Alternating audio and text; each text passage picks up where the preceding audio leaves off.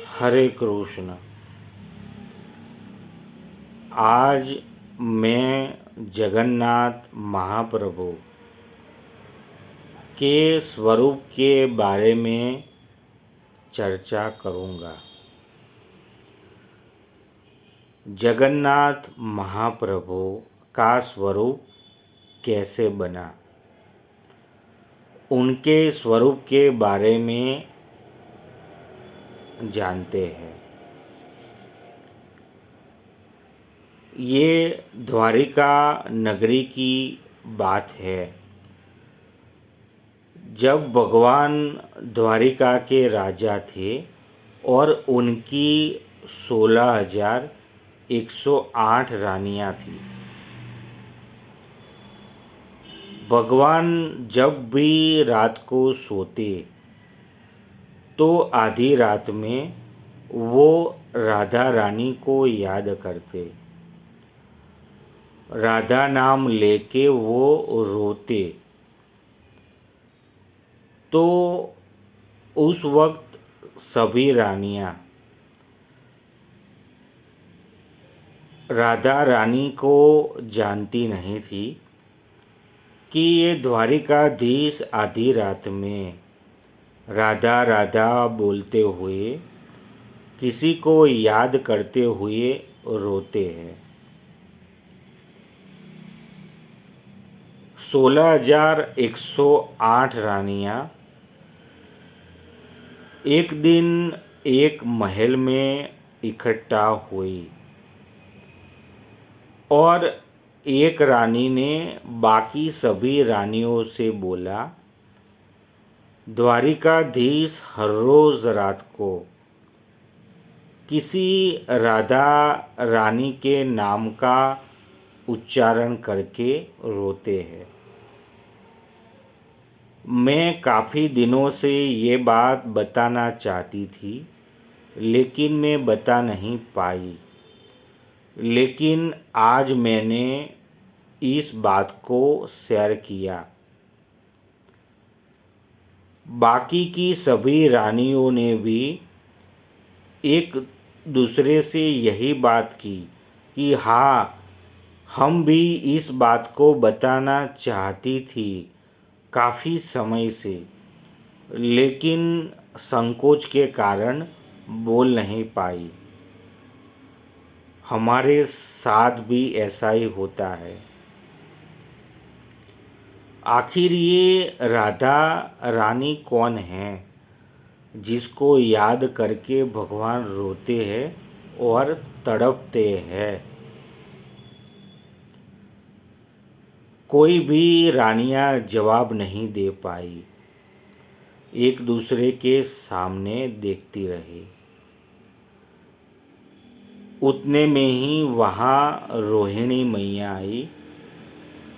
रोहिणी मैया ही एक ऐसी थी जो भगवान कृष्ण के साथ गोकुल और वृंदावन में उनके साथ रहती थी।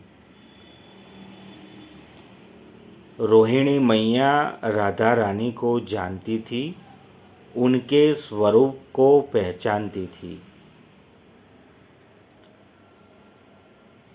रोहिणी मैया ने सभी रानियों से कहा, मुझे पता है राधा रानी कौन है,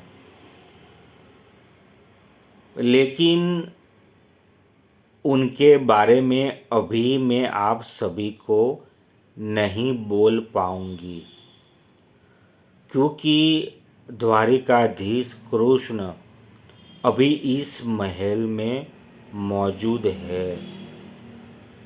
100 साल बीत गए, आज तक किसी ने इस महल में राधा नाम का जिक्र नहीं किया। कृष्ण वृंदावन से 11 साल की उम्र में मथुरा आए और मथुरा आने के बाद द्वारिका में बस गए। आज लगभग 100 साल बीतने आए हैं, लेकिन इस महल में 100 साल से किसी के सामने भी भगवान ने राधा नाम का जिक्र ना सुना है ना किया है। एक काम करती हूँ, अभी सुबह का समय है, शाम को कृष्ण कुछ काम से बाहर जाने वाले हैं। उस समय मौका देख के मैं आप सभी रानियों को राधा रानी के बारे में बताऊंगी कि वो कौन है। कुछ घंटे व्यतीत हुए, शाम का समय हुआ। भगवान कृष्ण अपने भाई बलराम जी और बहन सुभद्रा को लेके अपने रथ में बैठ के किसी काम से महल से बाहर जाने लगे। रोहिणी मैया ने समय पाके महल के सभी दरवाज़ों को बंद करके और एकांत में सभी रानियों को बुलाया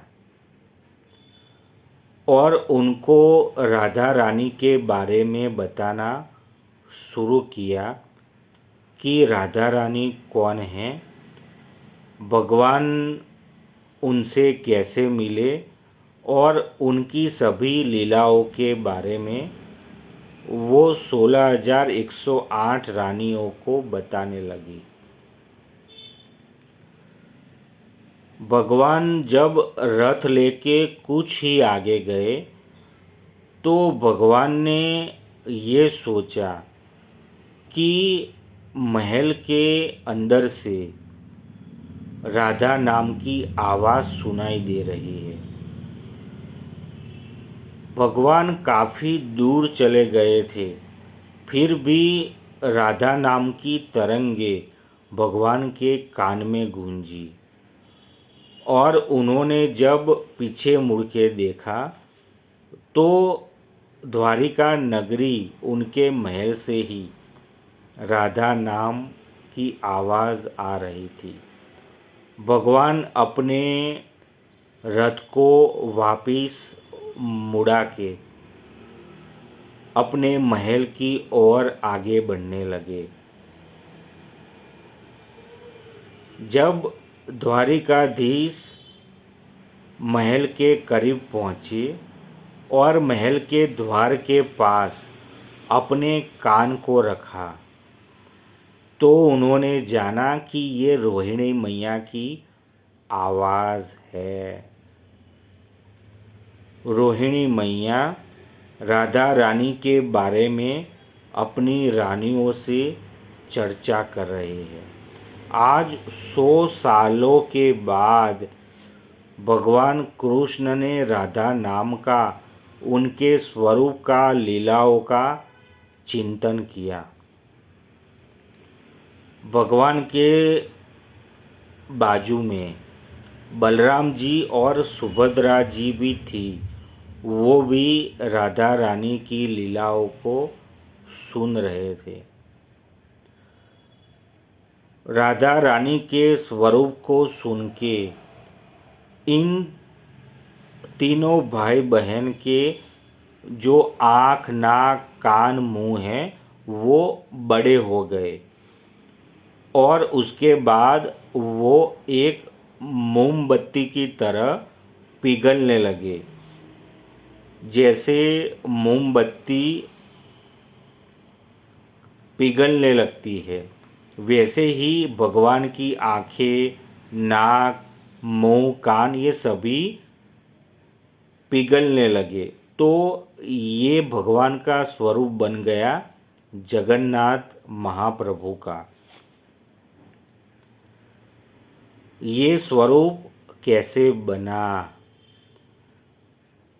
राधा रानी के विरह में तड़प के 100 साल के बाद भगवान ने राधा रानी की लीला को सुना तो उनके साथ साथ बलराम जी और सुभद्रा जी ने भी सुना, तो उनका ये स्वरूप बना। कृष्ण का ये स्वरूप कैसा है? राधा विरह व्यथित स्वरूप। भगवान के अन्य काफ़ी स्वरूप है, लेकिन ये स्वरूप कुछ विशेष है। भगवान तड़पते हैं राधा के बिना, ये वो स्वरूप है। भगवान को राधा नाम की प्यास है, ये वो स्वरूप है। तो ये द्वारिकाधीश का स्वरूप, जिनमें से जगन्नाथ भगवान का स्वरूप बना। आज भी जब मैं जगन्नाथ मंदिर जाता हूँ तो मैं देखता हूँ लोग जगन्नाथ मंदिर में भगवान को उनका नाम सुनाते हैं, जैसे द्वारिकाधीश कीजिए ऐसा बोलते हैं, कृष्ण कन्हैया लाल कीजिए, वृंदावन विहारी लाल कीजिए, राजा रणछोड़ राय कीजिए, ऐसे नाम पुकारते हैं। लेकिन भगवान को पता है उनका नाम क्या है।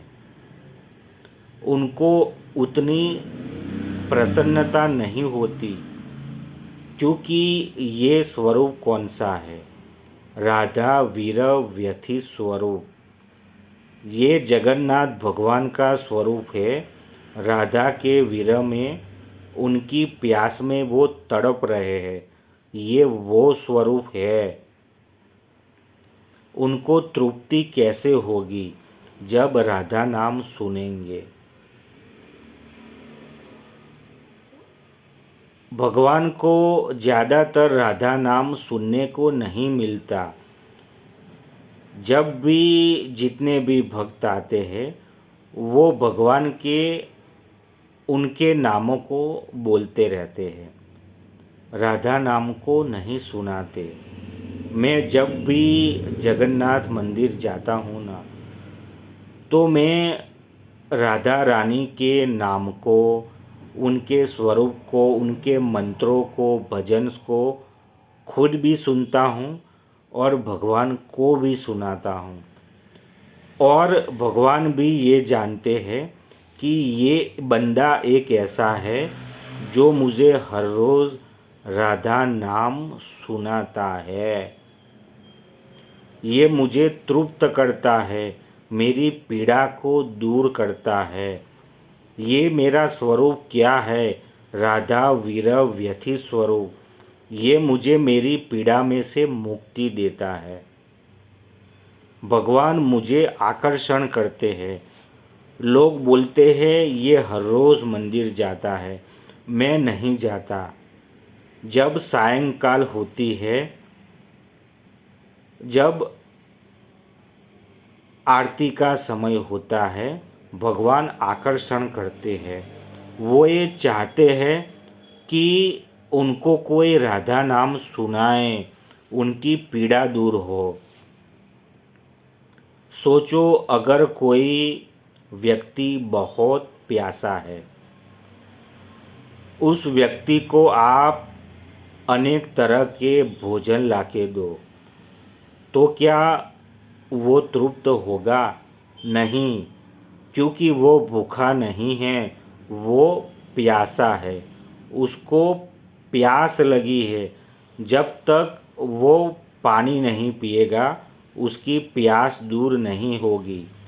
चाहे कितना भी खाना दो, वो तृप्त नहीं होगा।